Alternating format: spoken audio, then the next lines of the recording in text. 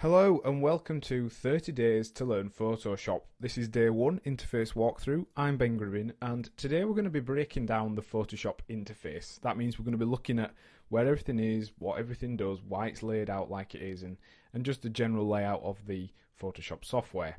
So let's go and switch to Photoshop, and this is the default, or as near default as you can get, screen for working with Photoshop. This is the essentials and it's got all the basic elements that we need. So let's start at the top. This is the menu bar, and that's going to be the same whether it be on Windows or on Mac, the same whether you're on CS2 or just the Photoshop 7 for example. So this has got File, Edit, Image, Layer, Select, Filter, Analysis, 3D, possibly not 3D depending on what version you're on, View, Window and Help. So we'll just briefly go through these menus now and consider what's in there. And it is just basic kind of programming stuff. This is the file menu, which you'll find on basically every program ever. You've got the File New option where you can make a new document, File and Open. We'll skip Browsing Bridge, Browsing Mini Bridge, Open as Smart Object because they're a little bit more advanced. Then we've got Open Recent, and this is just going to open up any recent documents you've been working on. Nice and easy way of being able to just jump between documents. We'll skip those. When we've got a document open, we're actually able to close the document we're working on, close all the documents we're working on, save and save as well as saving our documents for web and devices. Don't worry if you don't know what we're talking about, because we're going to cover these in future lessons. And also you've got the ability to quit Photoshop from this menu, obviously. In Edit, you'll find all your kind of usual copy and paste, so let's paste special, but you've also got undo and step backwards and forwards, and don't worry about any keyboard shortcuts because we'll cover them in a lesson within this course. You've got copy and paste, copy merged, you have the ability to check or spell check your documents, and then you've also got transform, which is something we will talk about considerably within the course. Next, you have the image. Now, image allows you to set the color mode of your document. It allows you to change the sizing of the image, the sizing of the canvas you're working on. You can rotate your image. You can crop it from here. You can duplicate things. You can work out calculations. And it's a pretty well used menu is image. So remember where image is. Then layer. Layer is an option. Again, you're probably going to use quite a bit. You've got the ability to create new, duplicate layers and delete layers from here, and there's also a wide variety of other options. Select allows you to change any selections that you make. So again, we'll cover this in a future lesson, but it allows you to make selections smaller, expand them, change the saturation, things like that. Filters, something that we'll consider, is filters are essentially Photoshop's quick way of tweaking images, making them look more interesting. You can apply artistic filters, you can blur things, quite heavily used within Photoshop. We're going to skip analysis and 3D because they're a little bit more advanced. View gives you the option to change the viewing mode slightly, which is something you might want to do. And also you can zoom in, zoom out, fit on screen from this menu, as well as looking at it from the print size. And then we've got the window, which again adds more options and panels to the interface and the help menu. So that's the menu bar, quite heavily used. Below that you have this top bar. Now this may not look like this in Windows. This might be incorporated within the very top menu bar. Now along here you've got kind of the Mac options here, and you've got some buttons that we're not going to really use too much. You've also got the ability to zoom in, and you can arrange multiple documents from here once you get that set up, and you can also change the screen mode, but we'll look at that in a lesson within the course. Then below that you have an option menu. So if we just go ahead and create a new document, and this allows us then to access this option bar here.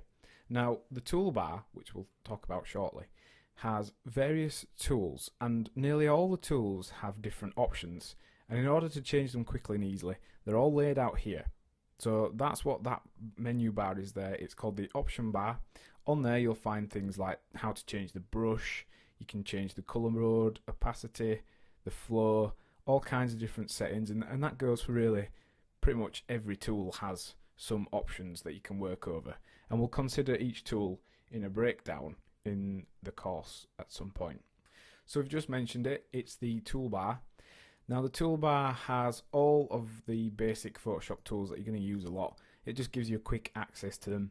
They're all laid out, kind of arranged into groups of related or more related items. To use the toolbar, you see some of them have a small arrow in the bottom right hand corner of the icon. If you right click on them, or you can just click and hold, it actually expands that menu, that sub menu, rolls it out, and then you're able to select the tools that you want. So you just click, drag, and then you can select the different tools under those drop down menus. Tools are roughly arranged together, so you've got kind of selection tools here, you have brushes and brush based tools there, you've got vector and pen tools there, and then some viewing and panning options there. Then finally at the bottom of the toolbar you've got the colouring palette, and you have the ability to go into quick mask mode. So that's the toolbar. It may look like this depending on which version or how you've got your Photoshop set up. So that's the toolbar over on the left. And then finally over on the far right you've got the palettes. Now the palettes are customizable. You can change these, you can flick between them. These are options and settings and information groups all put together in one place so that you can actually select different colours. You can view the document you're currently working on even though it's blank. You can see it there, you can navigate around that document, you can change the zoom that you're currently at. That's good when you're working on big or large documents. Then you can change your colour that you've got currently selected down here, and you'll notice that changes over here. You've got the histogram, which is for photographs and things like that.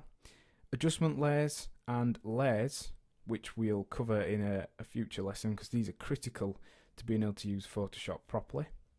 And then depending on your setup, you may have this smaller panel selection here, and these are just grouped together again, little tools. For example, you've got the ability to change typographic settings, paragraph settings. You can go on the action palette, you can change or revert back to a history state using the history panel, and you can rearrange these very easily. If you want the history panel to be always open, drag it into there and you'll see now we have our history panel and we can just flick between history states. But we'll help you set those up, so don't worry about that. And that is really all there is to Photoshop apart from the document window. Now this is really the main area you're going to be working with. This is your artboard, your canvas.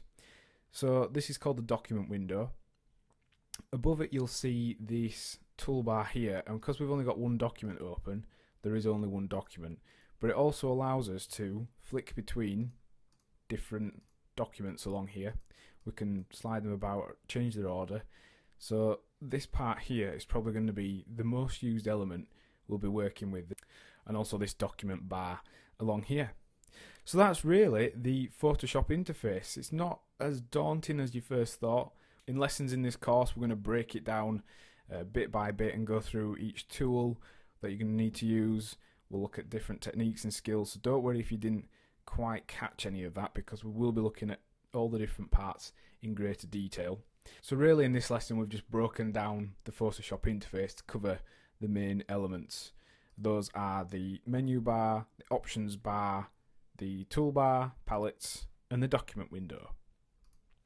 So your task for this lesson is to continue just getting familiarised with the interface, think about where all the different options are, and just explore it as well. You can't break Photoshop, so have a look around and see what you can find. In the next lesson, we're going to be creating documents. Thanks for listening.